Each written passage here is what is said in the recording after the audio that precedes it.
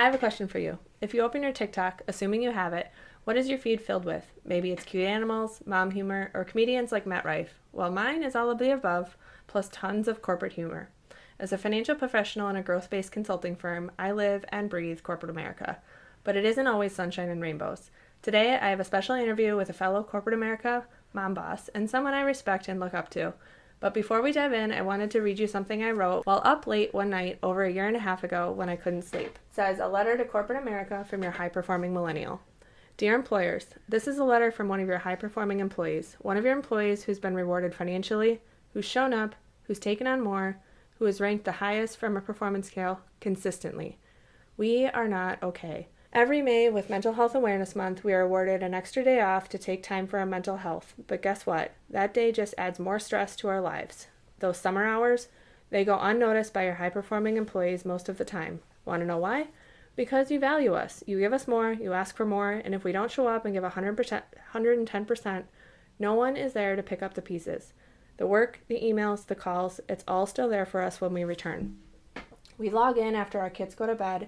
We don't miss deadlines. We show up when we don't feel 100% because our workload doesn't allow us to take us a break. I get it. You value us, so give us leadership positions. But when we speak up and say we need help, we hear, let's talk about how we can become more efficient, even though we are carrying way more than your average employee. You don't hear us that workload is unsustainable. You don't hear us when we said you haven't hired or paid the right talent. You don't hear us when we say that enough is enough. You ask for more because you know what? We can, but at what cost? I'm a firm believer in boundaries when it comes to corporate America, and this letter is why. I've spent the better part of 10 plus years being a high performer and have seen many in my area and division burn out on workloads less than mine. Yes, my human design is a projector and I can be extremely efficient, but I have had to learn how to draw a metaphorical line in the sand when necessary. So today, I invite you into a conversation about boundaries in corporate America from two women, me and my friend Lauren, who on paper are killing it as we discuss the actions we've taken to set intentional boundaries in our lives so we can take steps towards being better every day. Welcome to the Being Better Everyday podcast, where we make your days more peacefully productive while you're juggling all the things. I'm your host, Julie Wenzlick, a millennial mom, finance professional, and founder of P&W Designs. I know that as a mom, business owner, corporate girly, or a combination of all three like myself, sometimes life can feel like a lot. With the simplicity in systems and being better every day, we create habits and routines that support your life, create calm in the chaos, and put the you back in your everyday. Grab those headphones, put on your shoes, and join me on a walk while we dig into today's episode. So welcome, Lauren. I'm excited to have you on my first official guest of the Being Better Everyday podcast. First things first, tell me a little bit about yourself personally and a little bit about the type of position you hold in corporate America. Yay, well, I am excited to be here too. Well, first and foremost, I am married to an awesome husband, and I raise a daughter who is neurodiverse in a lot of different ways. So that's my number one priority is those two. And then secondarily, I have a job in corporate America. I am a sales leader within an organization where we do employee benefits consulting. And so I'm in what they call a player coach role. So I sell as an individual contributor, and then I lead a team of amazing sales professionals as well. And how long have you been in that role? So I've been in the role I'm in my 6th year now. Crazy. So let's talk a little bit about, today's episode is about boundaries, right? What is a boundary to you just in general? Yeah. Well, I'm definitely not an expert on boundaries, but neither of us are. I wish I was. I aspire to be. For me, a boundary is sort of a guardrail that I put in place to help me stay grounded and present and just like centered in my life in a way that feels good. Yeah. I had heard a podcast recently that said boundaries keep us in our lives. And I think that's a good example, especially when we look at our careers, right? That we don't want our career to take over our life. So yes. That's kind of how I view it too. Yes. And that's going to be different for every person. Yes. So there are going to be some jobs and careers when setting boundaries are easier said than done. As a salesperson, or you probably don't like that term, but it's fine. I'm fine with it. In a sales role, I would assume that it's even harder than, let's say, my role in where I'm in a service role, right? So one of the hardest things for me, and I can only imagine for somebody who manages a team, is managing my calendar. So just even managing a calendar with lunch breaks, right? There's oftentimes even when I'm on the phone with clients and they're like, oh, well, the only time I have available is 12 to 12:30, right? Which is supposed to be their lunch, but they're already back to back for 8 hours and we're going to now take the 30 minutes. So have you had that problem of kind of managing your calendar, managing your workflow, and what have you done about it? Yeah. Well, yes, I've had that problem, so I can empathize with you. I'm in that boat with you. I think when you're in sales, it's sort of like you're running your own business within the organization. So you're always on call. You're always available for that next sale or that next step to hopefully close that deal, right? And so what I've done is I've been really intentional about putting things on my calendar that absolutely cannot move, and I work around those. So a couple examples would be any doctor's appointment for my daughter. Once that's on my calendar, that's set in stone. I don't care if it's the largest sale that I've ever sold in my life. Not moving it. And then I have a therapist that I see as part of my self-care bi-weekly, and I never move that for anything. So there's been like leadership dinners, there's been events, like you name it, I will not move those two things. But I think your example was lunch, which obviously that's a little more flex. And that's been something I've been working on a lot. Actually, I've been working with a nutritionist. And I realized that I always sort of put my nutrition on the back burner, as a second priority to work. So I've started to block that time intentionally, but I get in the same position as you where somebody wants just a quick call. Can I just connect with you quickly? And so what I've started to do is really plan for that. So having like a protein shake ready to go that has all the nutrition I would need in a meal, or having sort of like something that comes out of the freezer that I've pre-cooked that can just be microwaved. And then I've just gotten really comfortable with saying, I'm sorry, I'm going to be eating during this conversation. Yeah, I've done that. And what I found is everybody's like, yes, please eat, right? And so just getting comfortable with either turning my video off or doing this. Yeah, or just eating in front of people, right? Yeah. And being okay with that. And it's not perfect every day, but. So how often do you go into the office? On average? I usually go in like twice a week. So on those days, are you bringing the protein shake then because you know you're going to get interrupted more, or like what does that look like? I'm usually packing like a pretty decent lunch when I'm going in. I don't know what it is about leaving the house and going in, but I get hungrier. So I usually I'm gonna run out of food. Yeah, I usually have like a salad or something with like a good amount of protein and then a couple snacks. But you're meal prepping that though. Yeah. So I'm meal prepping for sure if I'm going in. And then I'm meal prepping on the weekend. So as I go into the week. That was going to be my next question. As I go into the week. And sometimes it's better than others. Like there's some weekends where I get really inspired by food and I make, I pre-make like really nice meals. And then there's other times where it's like I cut up my veggies and my fruit and I have hummus and I have hard-boiled eggs, so that's my prep this week for sure. I think the calendar management is something both of us work with executives, right? So we work with the busiest of the busy in a lot of ways from a calendar perspective. Mm-hmm. And I see that is something that's the hardest for people. And so I was just kind of curious how you manage it too. My calendar isn't as busy as the people I see, right? Yes. Like I will have days where I'm on video 7 hours. And so I do the same thing where I'm like, okay, I'm just going to have some good protein shakes and I'm going to have some good prepped meals. That's my biggest like boundary during the day is getting food. Yeah.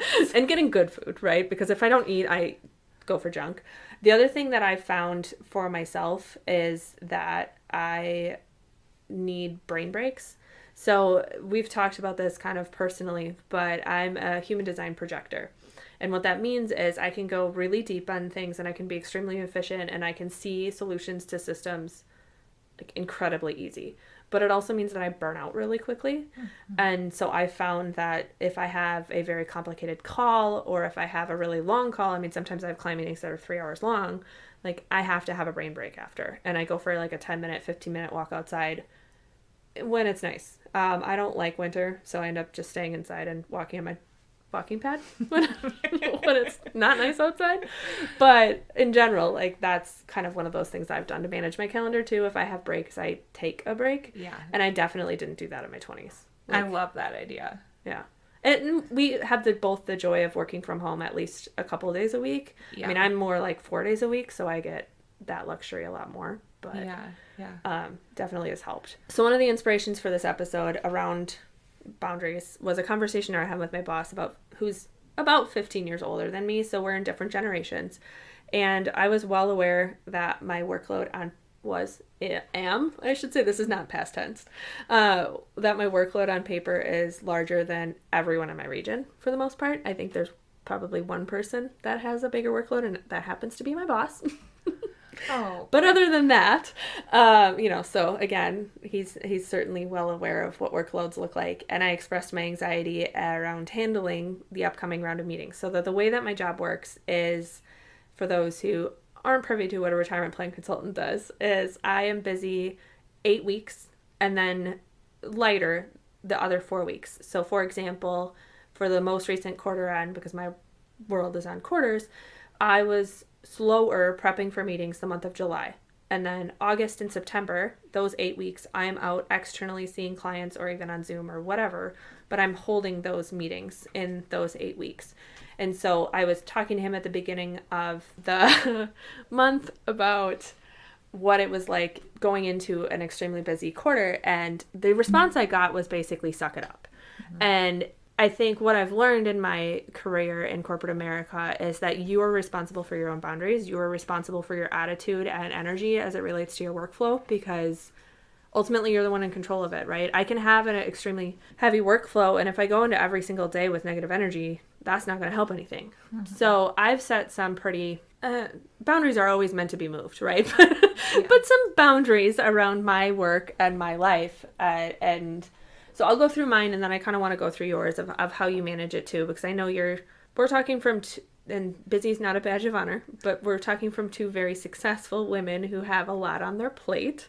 And so for me, one of the things that I've done in my 30s, really since having my daughter, is I don't work evenings unless I am going to miss a deadline.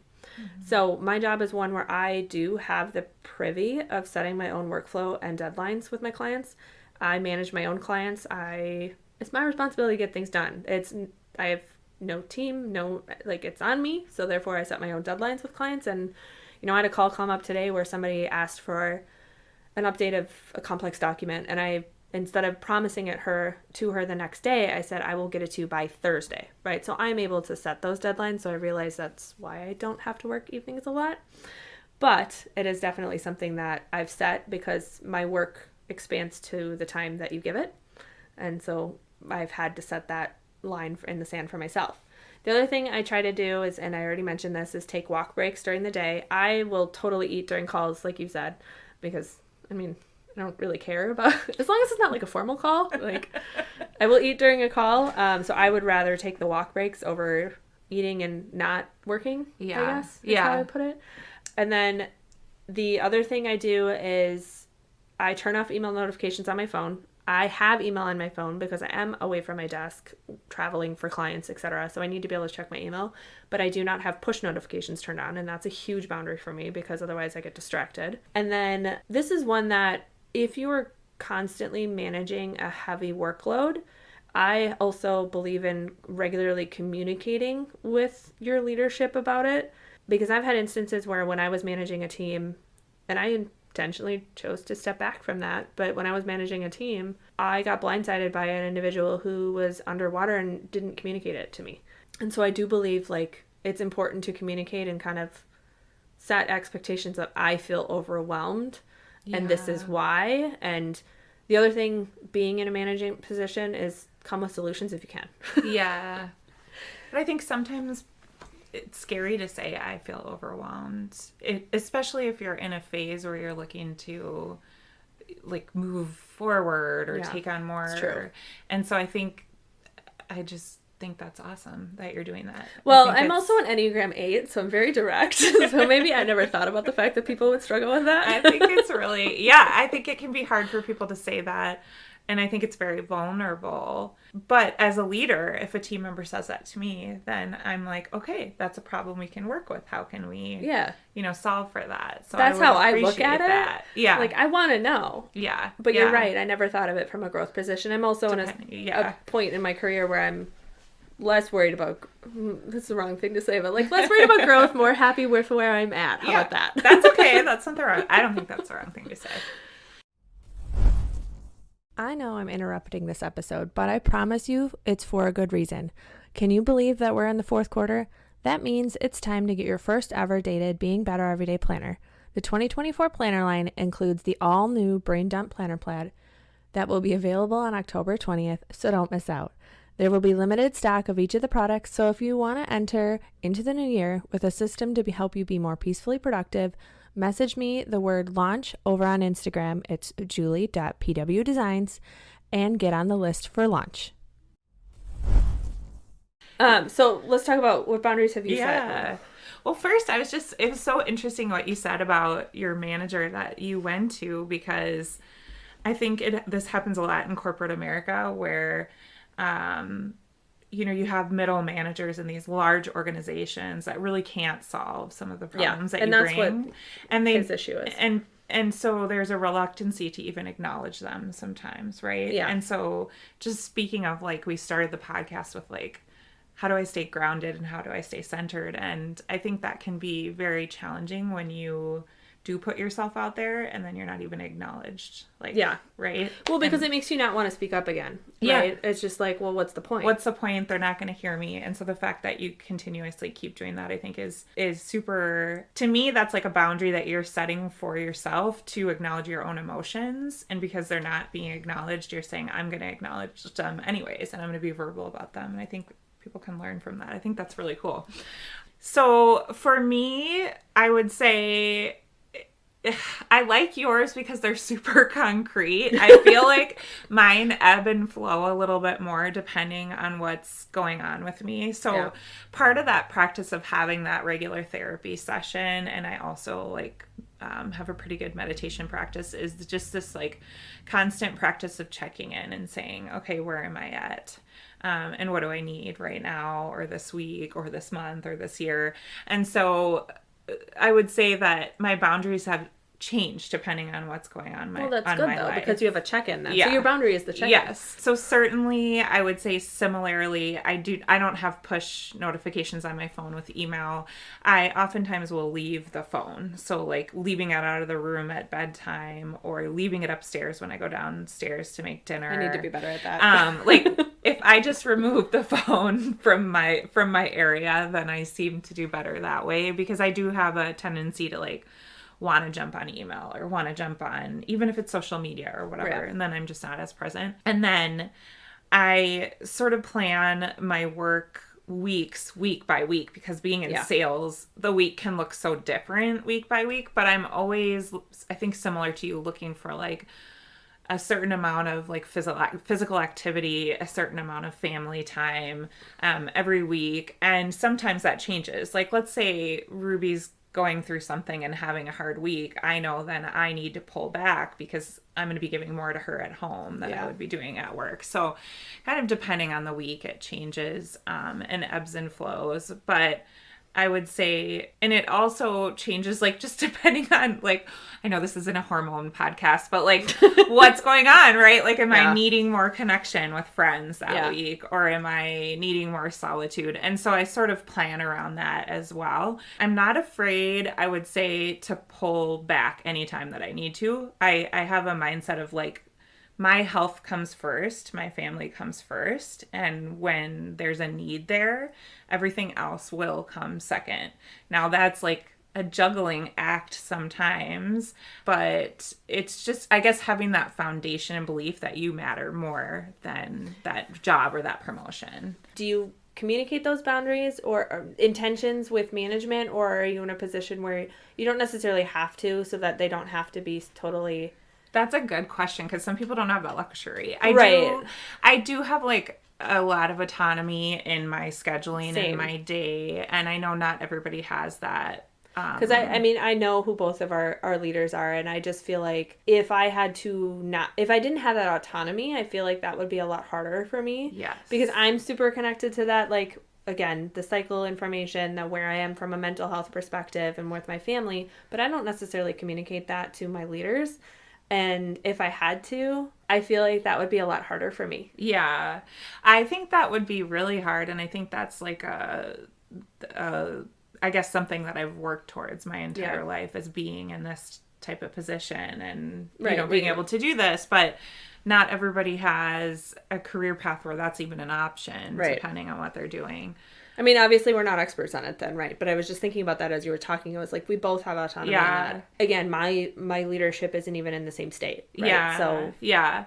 Well, and I will say, I intentionally picked the organization that I'm with because of the leaders. Yeah. And I'm not an open book person. I generally tend to hold what I'm going through or what I'm dealing with pretty close. But there's been times in my life where I've faced major health issues or things that just go beyond, right? And I've been able to share those times with the leaders that I work for and ask for support. Yeah. So I've had times where I've said, I'm taking this amount of time off, or you're going to see me less in the evening. And that has been really well received. But the way that I went about that was not asking them to solve. It was coming in and saying, during this period of time in my life, for the next 3 weeks, I'm going to need to work these hours. And it's because, you can choose to share or not, right? You can say, I have something at home that needs my attention. Or if you feel comfortable and it's a safe space, you can tell them a little bit about what's going on. But there was never a need to overshare. It was just, this is what's going to be going on. Yeah, no, that's good feedback. And I lost my squirrel brain, lost my train of thought on where I was going with it. I was like, well, no, that's, the solution thing, right? So that is one thing that I feel like is, if you are struggling with something and if you can envision a solution, that is, no matter if you're in a sales or service organization or whatever, it helps when you're communicating those boundaries. Because it's not, hey, I'm just coming to you with a problem, go figure it out. It's, hey, I understand that I'm coming to you with a problem, and here's how I think you could solve it if you're okay with XYZ solution. Yes. Yeah, you always get further that way. So you've talked a little bit about, managing your, and I mean, in the planner of me, I'm hearing you plan out intentionally weeks. I'm like, yay! But let's talk about saying no. And this is hard. And as I've mentioned, we have the experience of a growth-based firm, meaning they push and they want you to grow. They want the firm to grow. Maybe that's every firm. I don't know. But have you said no, or how do you do it? So I would say I was in a period in the last couple of years where I was really growing my career. And so I was saying yes. And then I got to a point where I realized I could no longer say yes to everything. To your point earlier, I was overwhelmed and I had said yes to too many things. So now I'm in a period of not necessarily saying no, but really evaluating every option and thinking about what I've learned, right? Like when we're growing and we're trying new things, we learn new things, and we learn what makes us happy and what doesn't make us happy, and what we can tolerate and what we can't. So I've been in that period. One of the things that I've been really trying to learn to get better at is, as a leader, is I might not say no, but I might think, do I need to do this? Is there somebody else who would love this opportunity, who I can promote as opposed to myself in this scenario? And so I've been trying to give others the opportunity to support each other, as opposed to me being the one to support everyone. Well, and that's something that you hear entrepreneurs talk about a lot. The same too, right? Yeah. So, and I think that's important from even for me, not in a sales position or official leadership position right now, is from the service side of things, is I was always one to say yes because I wanted the recognition and I wanted to prove that I could do it. So again, as a projector, success happens to be the way we receive affirmation, or however you want to call it.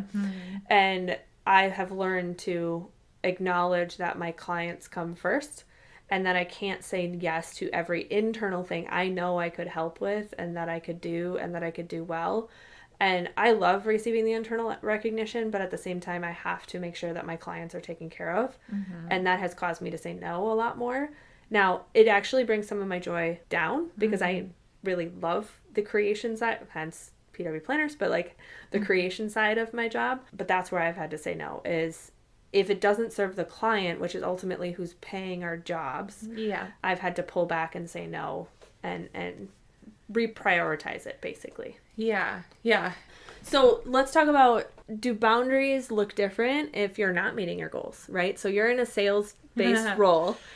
Do these conversations change if the person isn't performing? They shouldn't. I think, so this is what I think about boundaries. I think first and foremost, boundaries are for ourselves, not for other people, right? So I think there's a misconception, like we place boundaries on other people. No, you're protecting your peace. You're putting them in for yourself, right? Yeah. And so in my case, if I was not performing, I would have to hold closer to my boundaries because I like to win and I like to perform. So I would be struggling emotionally, and I would probably need more of the healthy food and the walks and the meditation and the therapy and those things to keep me grounded, because I would be working through reminding myself that my worth is not that number, right? When you're a salesperson, you're constantly judged by the number of, revenue that you've sold. And so I would be working through that and reminding myself what my worth is. And so I need more of those boundaries and more of that groundedness. So good. Just like, I'm like, yeah, I couldn't have said it any better. So we're good. We're good. Let's move on. Good answer. Okay. So one of the things that happens, I'm sure everywhere, and again, my experience is corporate America with this, but the badge of honor of being busy, right? Oh. So it's the same thing for me. This is a huge pet peeve of mine, but when people walk up to you and be like, oh, how are you today? And if you say anything other than good, right, they're like, what's wrong? It's the same kind of concept, right? Like most people, when you say, how are you? The new answer is busy instead of good. I totally find myself doing that, and I hate when I do it. Well, right, but you also don't want to go into this diatribe about what your life is like for the day. So I get it. But, so how do we not get sucked into, like, the badge of honor of busy, right? Of, like, just adding more to show and prove, like you said, your worth in the organization. I've been thinking about this busyness thing a lot, because there's certain things within my career that I love. And then there's certain things I tolerate, and then there's certain things I just hate doing. Like, I hate filing my expenses. I wait until, like, the last day every time, right? As we're talking, I have a stack on my desk, so yes. So I find that when I'm working in the things that I love doing, I love selling. So if I'm out meeting with prospects and I'm in finalist presentations or I'm creating content for a sales presentation, I can work a lot of hours and not feel that same busyness load as if you put me in my weaknesses, right? Like if I'm just, working through organizing something or whatever. So I think that what I'm starting to realize is when we say we're really busy or people say I'm so busy, a lot of times it's that they have a day full of stuff that they're not looking forward to. Yeah. And it feels like, the same 8 hours of doing that feels like, 16 hours or whatnot. And so I've been really thinking about how can I advocate for myself to do more of what I love and what brings me energy and less of those things that make me feel super busy, which isn't very easy considering what you were just saying earlier, right? About the workload. But I think I've started to have conversations similar to you with leaders about those things. If we ever hear any background noise, that would be my dog who is insisting to join the podcast. He has some things to say, I think. Yeah, I never thought of busy that way. The consultants and I always joke that one of our least favorite things in our job is writing meeting minutes. So meeting minutes are literally documenting, the formal legality of what happened in our conversations because we have a liability.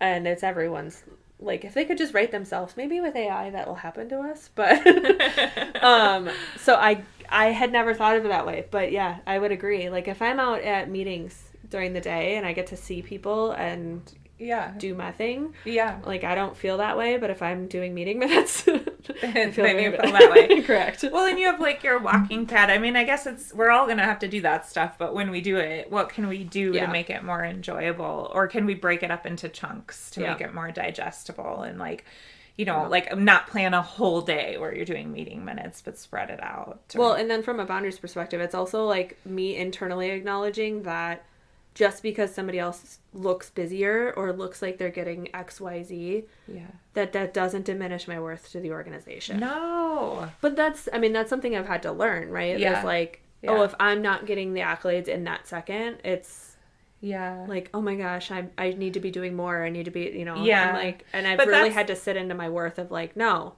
I'm good. And I'm good at my job. Yes. You know? Well, that's a corporate culture. I mean, our bodies and our beings are there for profit. Yeah. If you think about it. And so as much as corporations care about the individual person, like, you know, at the end of the day, that's kind of what we're all there for, is to fit in and perform in a way that creates growth, right? Yeah. So we talked a little bit about communication boundaries. We'll make this one pretty quick. We've talked about email notifications. Is there any other communication boundaries you have with a team? Well, as a leader, you do get communication anytime, all the time, right? So I've definitely had moments where I'm getting, like, a Teams message at 5 a.m. or, you know, if somebody's going through something in their personal life, they might have to reach out and tell you. And for me, there's not necessarily setting limits with people, because there needs to be flexibility to have that supportive relationship. But when I'm getting that communication, I'm then evaluating, do I need to respond now? Could this wait? Well, and some of the examples our team's done is we don't text back. If we need something or if something needs to get added to your coworkers' to-dos, we don't text it. Yes. We also don't Teams it. Because if we Teams it, especially with some of the individuals I work with, it will get lost. So we have to email it, because then they can flag it and remember to do it. Yeah. And I'm actually the same way. I have people who will want me to peer review things or, you know, look at something for expertise. And I'm like, don't Teams me, because I will forget. Yes, like, you have to email me. So, I mean, even something as simple as that, but it is a, like, communication boundary with my team that says, if you actually want me to do something, you need to email me. Send it an email, because otherwise, absolutely. I think if something gets lost in Teams, then it's sort of like user error. Like, that's not where you should have put that. Yes.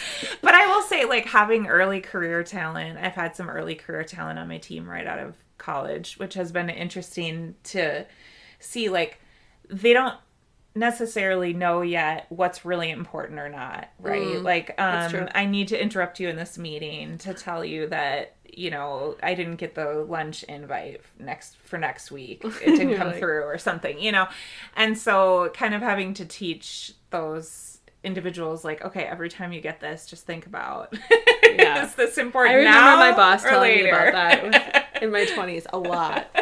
But it still applies as an adult, because sometimes it would be easy just to respond, right? Like, if I get the 5 a.m. Teams message, it would be easy just to, like, write back and get it over with. But then I have to have the boundary of, like, no, this is my time with my family, or this is my time by myself, or whatever, and this can wait till later. I was talking about that on a recent conversation with regards to planning your priorities for the day.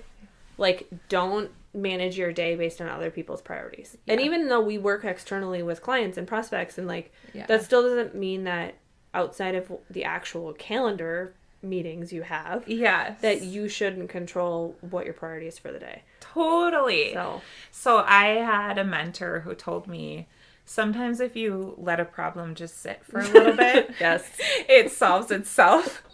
And that's one of my favorite things to remind myself of, because if we have an angry client, Yeah. or angry is not the right word, but an upset client That's who's maybe even upset with a stressed, vendor, right? it's very easy to take that on and Yeah. have that take over our day. And I remind myself, sometimes if you let it just sit for a moment, it resolves itself. And it's amazing when you go in with that intention, how many times that'll happen, and you can watch it happen and prove it to yourself. No, that definitely happened. I've started to learn to do that. I ask my clients to include me on everything, so I can see what's going on, especially when there's communications with vendors.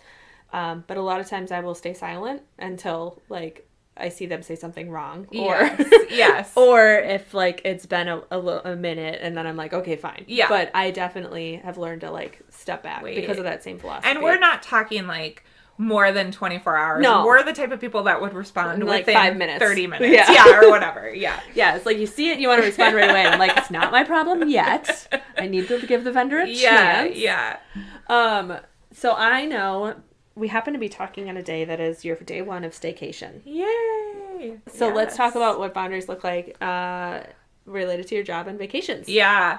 So I send everybody I work with, my team, my client managers, my manager, everybody I work with gets an email that says, I am going to be on vacation. I don't get one of these emails. I'm just kidding. And this is where it starts. It's, I'm going to be on vacation. I'll be unavailable for these dates. And then I say, you know, if you have expense reports, please get them in before I leave. Or, you know, I kind of lay out different depending on what's going on. And then I make a commitment to myself around what I'm willing to do and not willing to do. So, for example, last spring break, my family, we went away. We were in the country, so accessible. And I had a big request for proposal due for a prospect. And so I decided I had to work on that on vacation. So I will work on it for 2 hours. If it goes past 2 hours, then I'm not anymore, right? And part of that was like necessary. It's just like when you own a business, right? Like you sometimes just have to get things done. But I'm also not afraid to tell prospects and clients, I can take your call, but I'm on vacation, right? Like, it's like, keep it short, you know? So it was funny. I was working on a project back in 2021. So this is a couple of years ago, and obviously 2021, a lot of people weren't traveling that often, right? Yes. But I was still traveling for client meetings, and I happened to have some random vacations in that 2021, 2022, and there was a client that I was working on with a project. So not an ongoing one, not I have a long-term relationship. I swear every time he called me, I was on vacation. He's like, this woman never works. I know. And I was like, I swear, this is not the norm. This just happens to be when you're talking to me. But I will do the same, right? If a client needs something, I will answer. But I also set the boundary. So everyone's positions are going to be unique on this. Yeah. I actually love, unless it's a massive, like, most of my vacations are just going to the cabin or, you know, going to a lake or not massive, like, international vacations. So I will manage my email for usually about an hour a day. Yeah. And that is for my own sanity's sake. So it's not so crazy when you come Correct. back. So I flag everything that needs to be addressed post-vacation, and I delete everything that I'm like, okay, either it's going to resolve itself, which I totally do on vacation, or, like, file it to the folder. And so that's one of the things that I do. Yeah. Unless it's, like, a one-day but I'm talking, like, week-long vacations. If you're gone for I a tend whole to week. manage my email. It's hard to come back and try to dig out of email. Well, and I don't have a day to set aside to do it. Right? No, that's the problem. Yeah. I think this is where, like, the burnout happens, and I think it's assessing. I recently had a vacation where I truly, like, left my phone at home when we went places most days, and I barely had internet access there.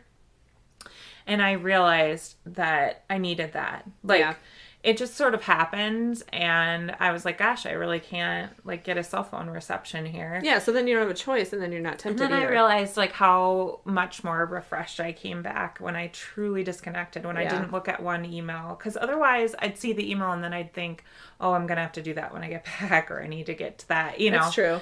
And so, but, you know, we don't always need that. It depends what's going on. And yeah, that's true. Yeah, so that's a good example of it. And again, I love that you proactively communicate that you're going to be out. I have started to put on my email tagline, I have upcoming paid time off or vacate, whatever you want to call it, right? And that way people can kind of like manage it on their own too. Yeah, I like that. So I'm going to be in Canada fishing in October. And I'm not a big fisherman, so we'll have to do some sort of I love this download of that. That's another podcast. Right?